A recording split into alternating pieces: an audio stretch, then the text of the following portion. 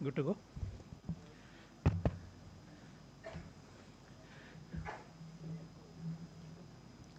Good evening, everyone.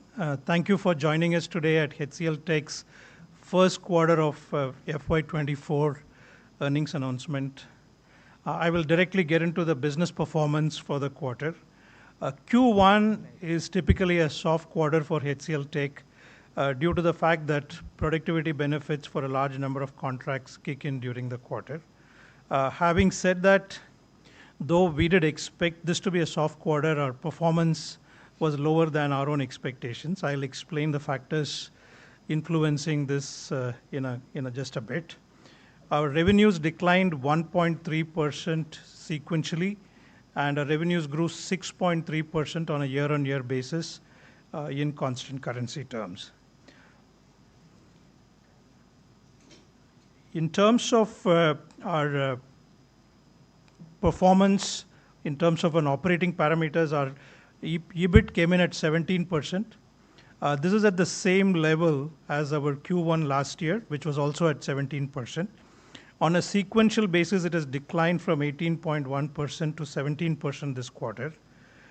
In terms of bookings, as you're all aware, our bookings for the previous 7 quarters have been in the range of $2 billion and above.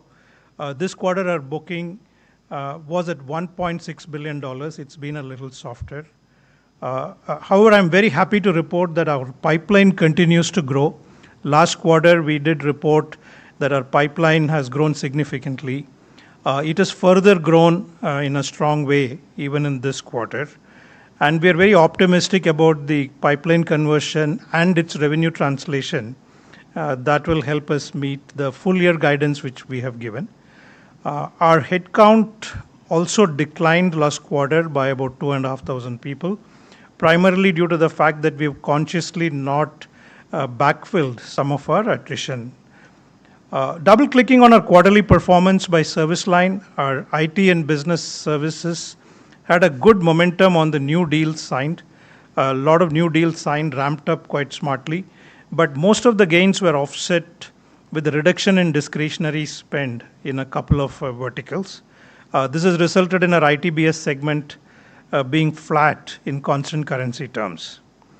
Our ERS business continues to be soft, primarily driven by tech and telecom verticals.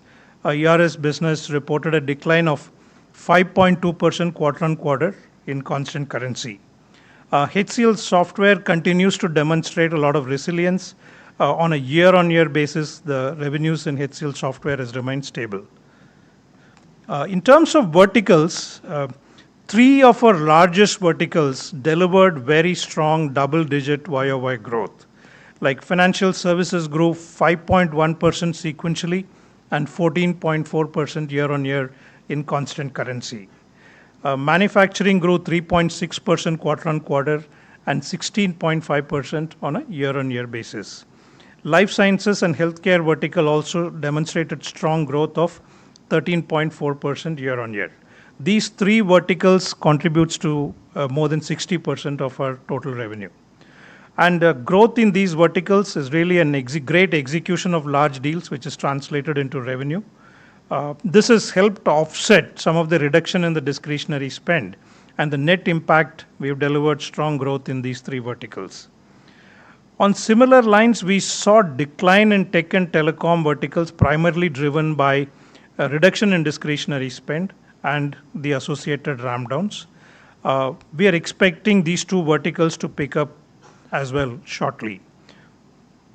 Coming to the geographies, on a YOY basis, Europe grew 10.5% in constant currency.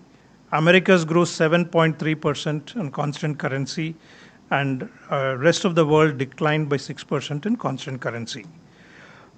We continue to focus on bringing more and more innovation to our clients. I want to give you a quick update on our Gen AI initiatives. Our approach has been driven by our engineering and innovation spirit. Given a powerful tool as Gen AI, all our efforts are geared towards harnessing the power to bring exponential innovation into all of our services, solutions, and the products.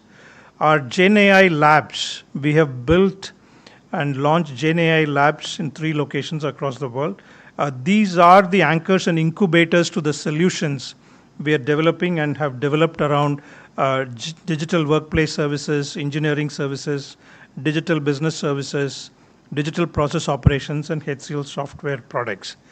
Currently, we have 140 plus external and internal projects at various stages of maturity, from proof of concepts to implementation.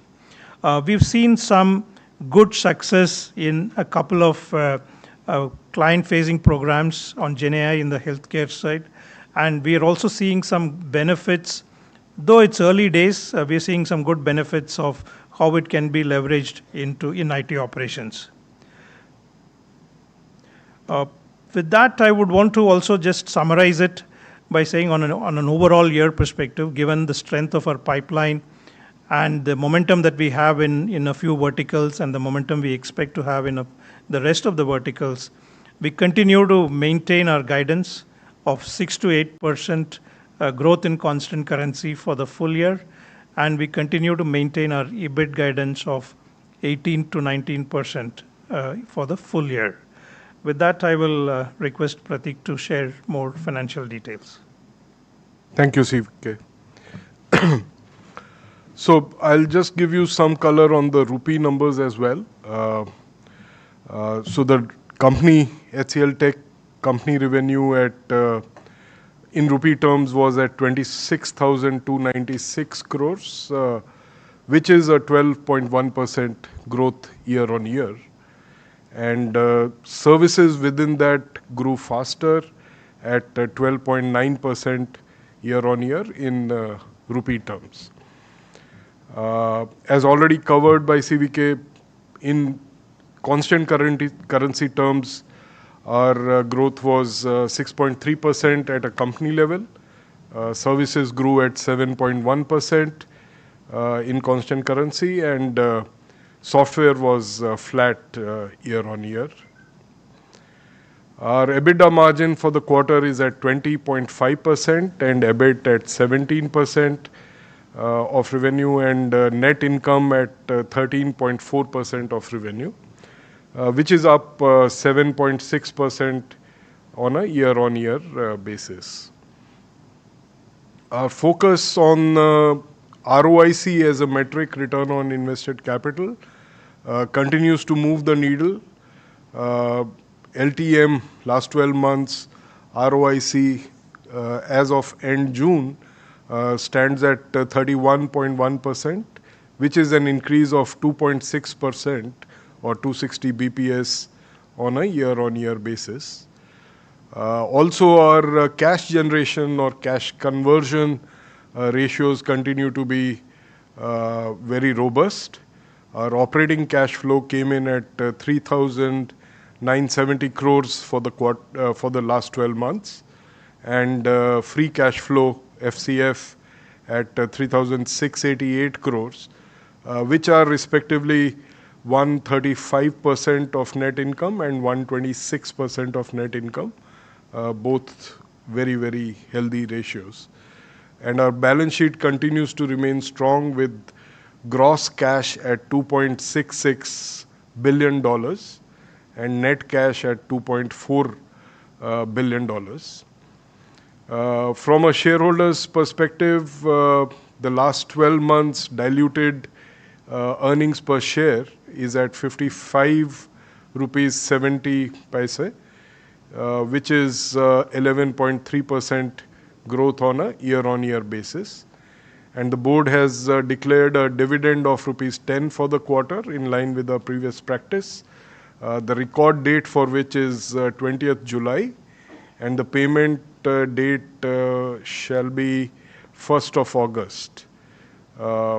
And the payout ratio on a last 12-month basis is 86% of our net income, which is aligned with our capital payout policy of minimum 75%. With that, I'll hand over to Ram, our CHRO.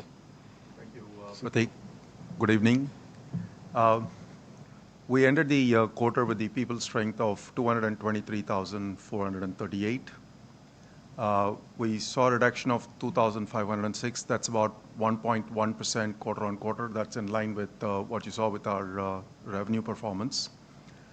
Attrition continues to be a positive story. The LTM attrition for IT services is 16.3%. That's a 320 BPS drop from previous quarter.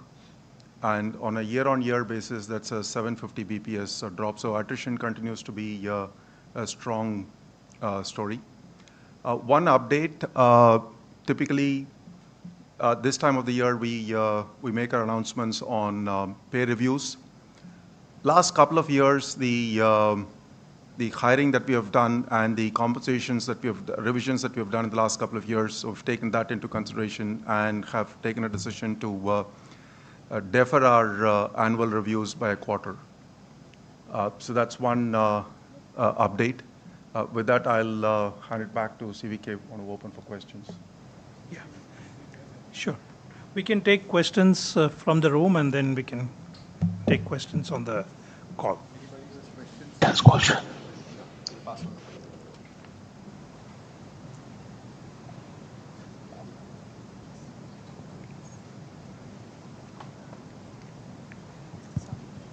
Hello. Yeah. Hi, this is Ayanti from Informist Media. Just wanted to start by asking, on the profit side, it's a bit worse than expected by analysts. Where did you exactly see the demand challenges, in which verticals and geographies? If you can give me some color on that. Yeah, as it is visible in our published numbers, our growth in tech and services and telecom and media and publishing. These two verticals are the two verticals where there is a decline, and that's also to some extent reduced our utilization, which shows up in the profitability metrics.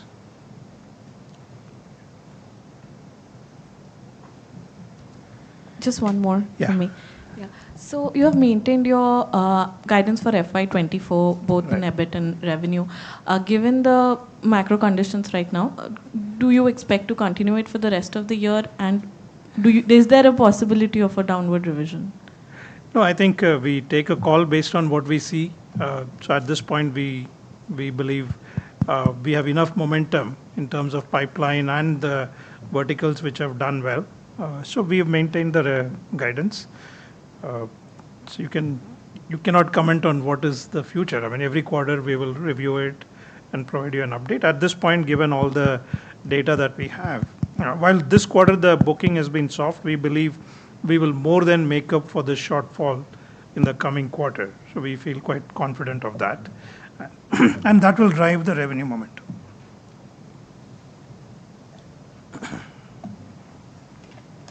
Hi, I'm Abhimanyu from CNBC TV 18. I have two questions. Firstly, are you seeing any projects getting paused or cancelled in near future? And secondly, are there any verticals where you're witnessing stress? And if at all there is any corrective strategy in the offing? Yes, I wouldn't say any project is entirely cancelled, but there has been sporadic ramp downs. Given we have a strong presence in tech, it's almost 14% of our revenue in the past quarter. So we've seen some ramp downs in the tech segment. We've also seen ramp downs in the telecom segment, which is also visible in our numbers. So these are the two where we see some stress. But again, it's a cycle, right? We saw decline in discretionary spend in some verticals like manufacturing and financial services. And that has got more than offset by the efficiency-led deals that we won in the past quarters. So you see a very smart growth in financial services. We grew 5.1% and year-on-year 14.4%. Similarly, 16.5% in manufacturing and 3.6% sequentially.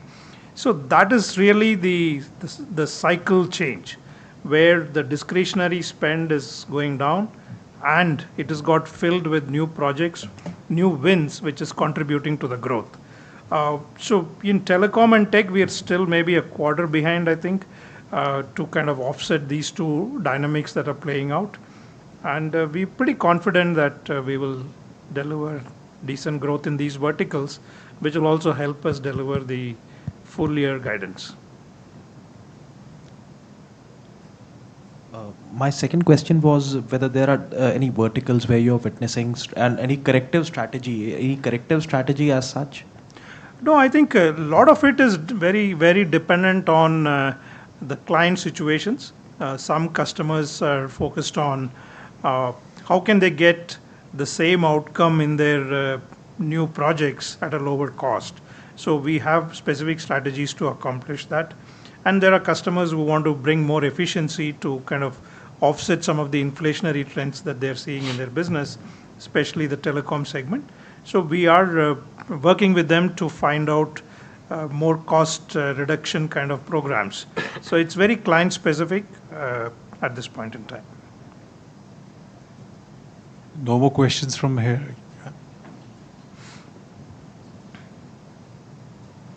Hi, this is Praveen Sharma from Bistak. Actually, I have a question for you. Your margin for quarter one of this fiscal is fell down to below 16%, and No, it's at 17%. yeah, nearly 17%. So, what was the reason behind the So basically, if you see last year Q1, our margins were again at 17%.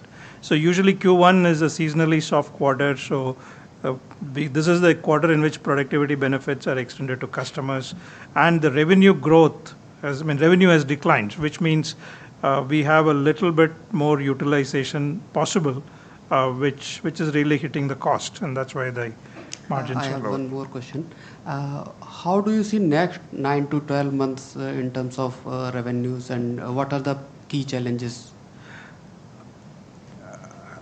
Yeah, I mean, this is something we have been talking about in the past as well. I think there is macroeconomic aspects do play into clients' mindset. Whether a recession is happening or not, it is the fear of recession which is driving some behaviors. And I think it is getting stabilized. I mean, you can see that in 3 of our verticals, we've seen a stability and even growth, and a couple of other verticals will follow the course. So I do remain very positive because our pipeline is at an all-time high by a big margin. Last quarter, I said it had gone up significantly, and this has gone up further now. And the pipeline, which is in an advanced stage, is also quite large. So all of that, we expect to see very strong bookings in the coming quarters, which will augur well for this year and potentially next year.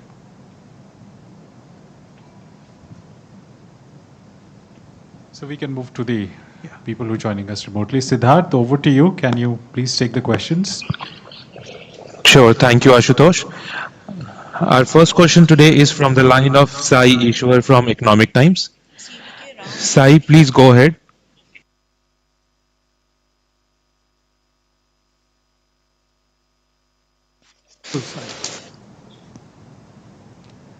Sai, please go ahead. We have unmuted your line.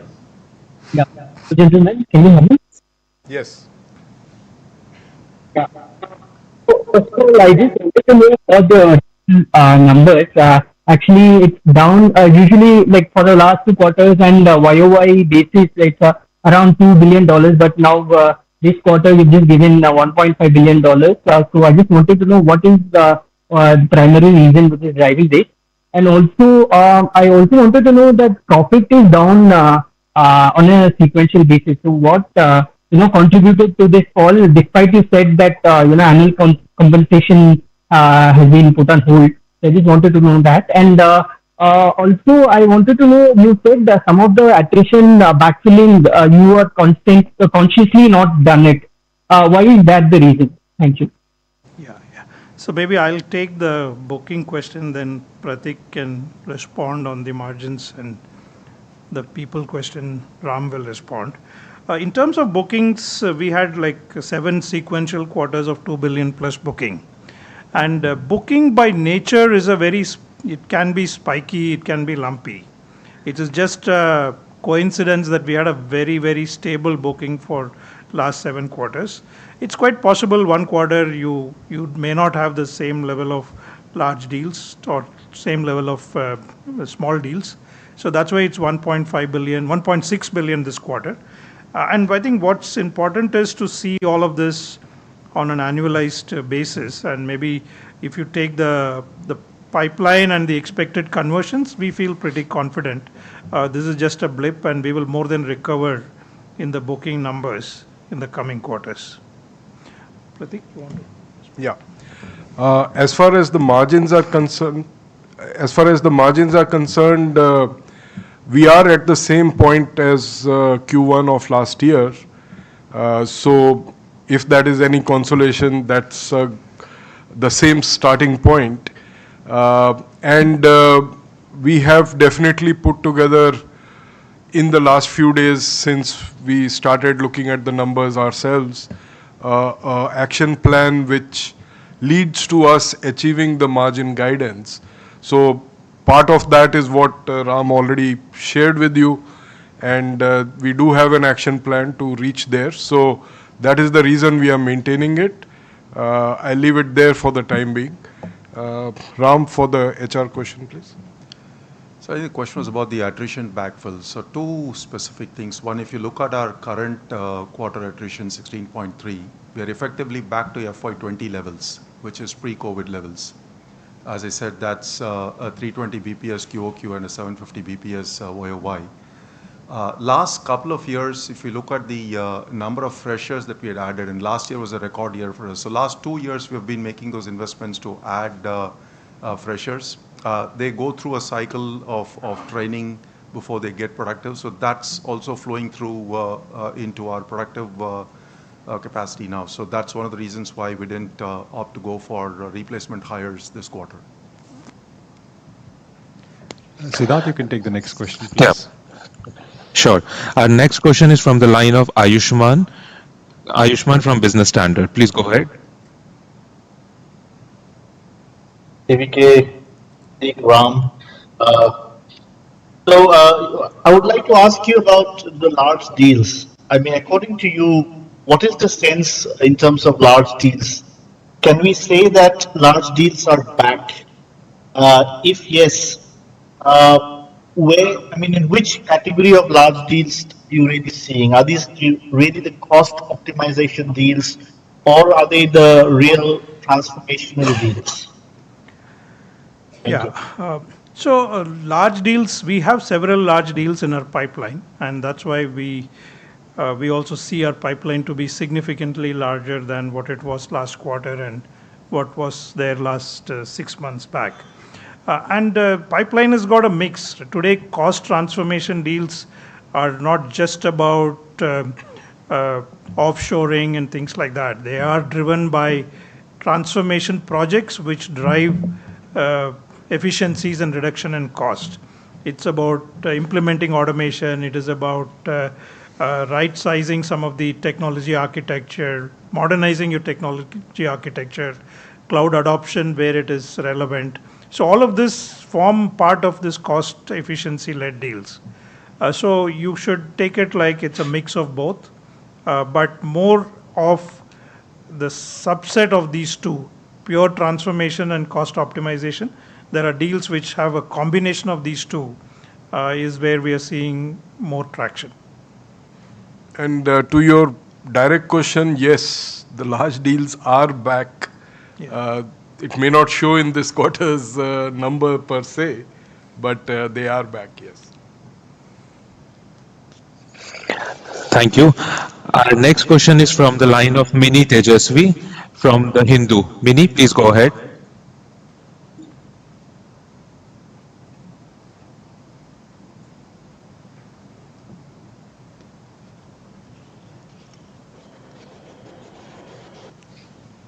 Mini, can you hear us?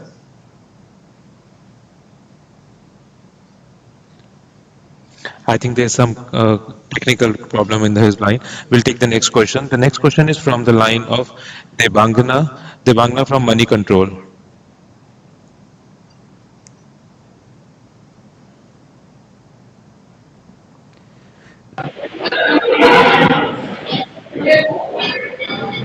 Hello, gentlemen. Am I audible?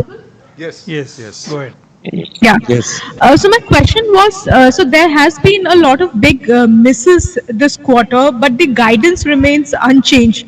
So do you expect the growth to be more back-ended, and does the second half will hold some good recovery for the company? That's one question. And the second one I wanted to understand was, are you seeing clients asking for pricing discounts on deals? Yeah. So if you look at our the seasonality in our business, Q1 is usually a soft quarter. Yes, we came below our expectations in Q1, but you should see growth improving from here on as we get into the Q2, Q3, and Q4, and that's really based on the pipeline and the advanced stage of pipeline. We feel confident of better growth in the coming quarters. So we continue to maintain our guidance. In terms of pricing reductions, yes, there has been some sporadic requirements from different clients, but it's still, I would say, largely the pricing environment remains stable.